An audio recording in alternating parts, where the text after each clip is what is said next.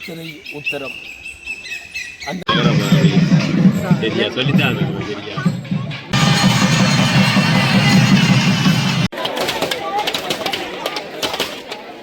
குழுவினர் ஆனந்த் இசைக்குழுவினர் பார்த்தீங்கன்னா ரதோஷத்தை பார்க்குறதுக்கு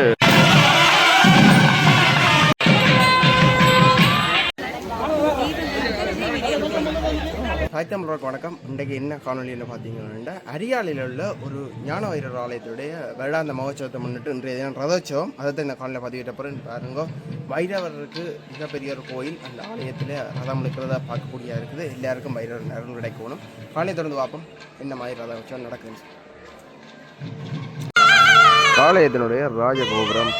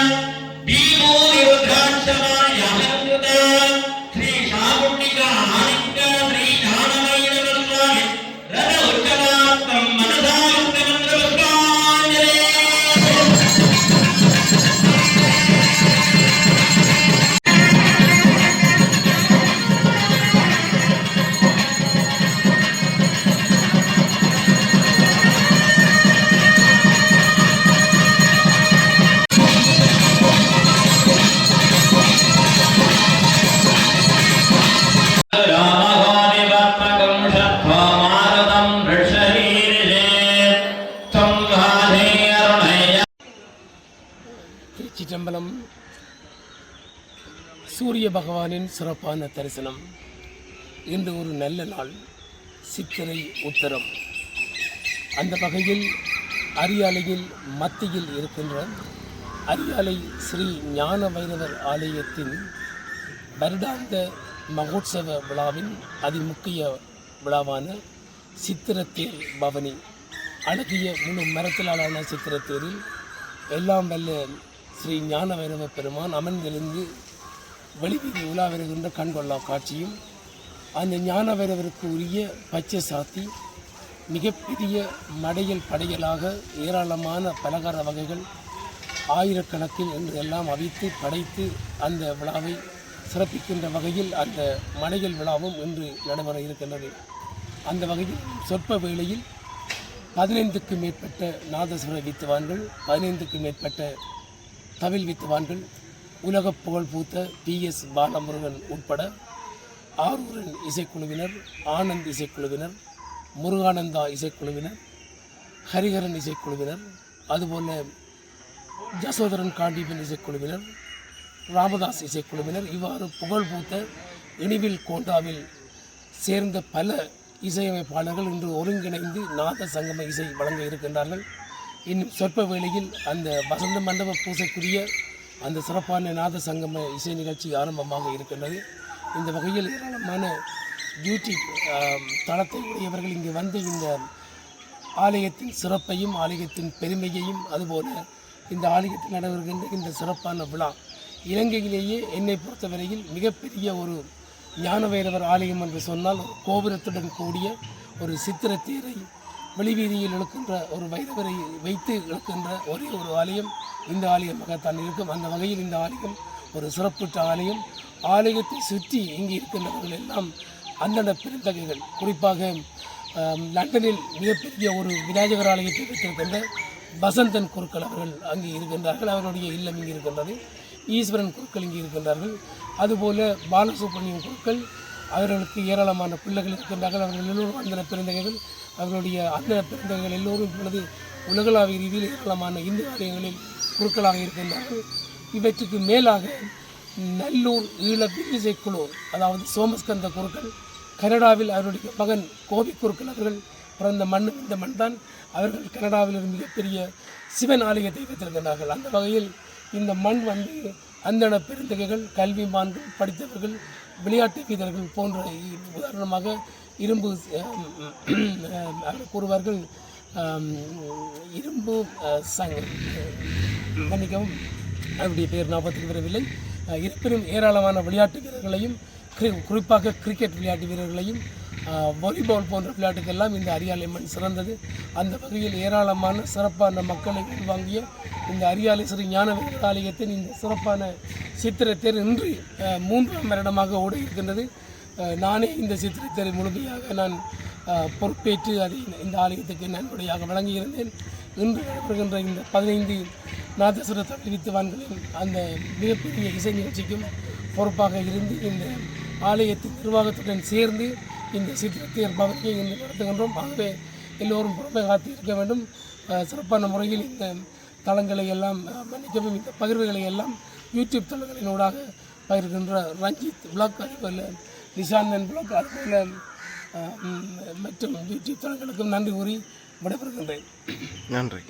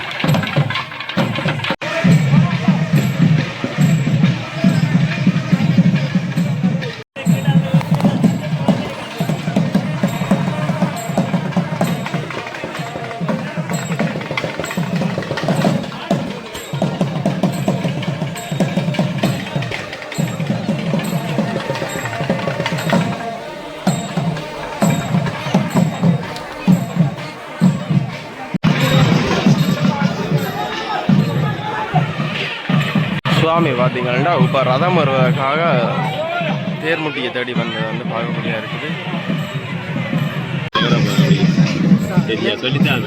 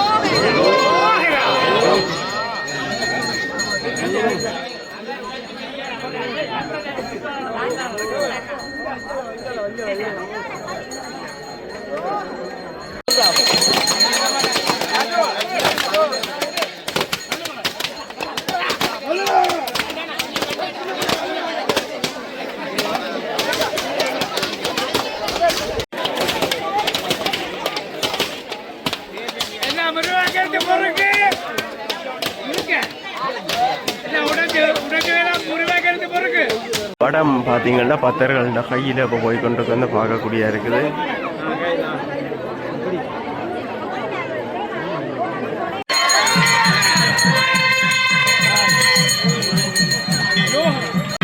பார்த்தீங்கன்னா ரதோஷத்தை பார்க்குறதுக்கு வெளிநாட்டவர்களும் வந்திருக்கிறத வந்து பார்க்கக்கூடியா இருக்குது.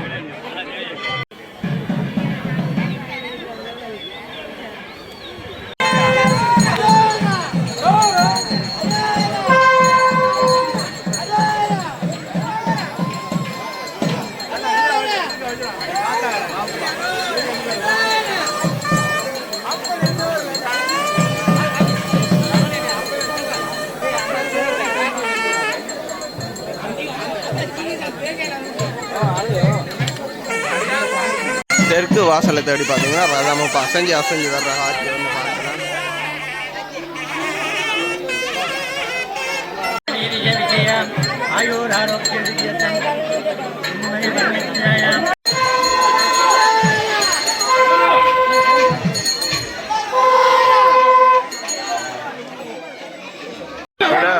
மயிலை உடுத்து கொண்டிருக்கிறத வந்து பார்க்கக்கூடிய இருக்குது.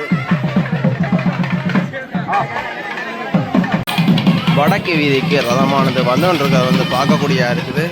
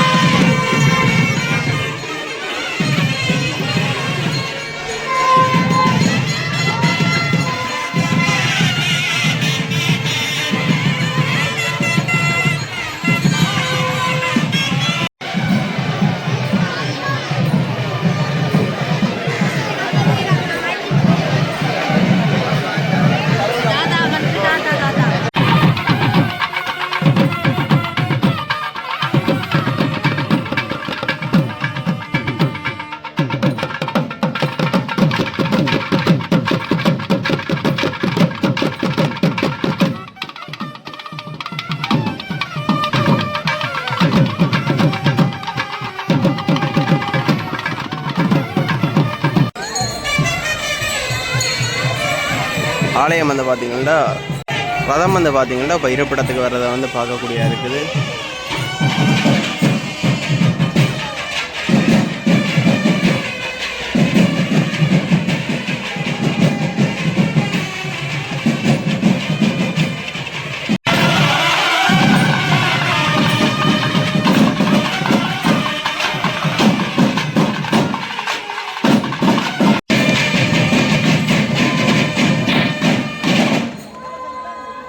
சுவாமி இருப்பிடம் வர்றது ரதம் வந்து இருப்பிடத்துக்கு அசைஞ்சு வர்றதை பார்க்கக்கூடியா இருக்குது.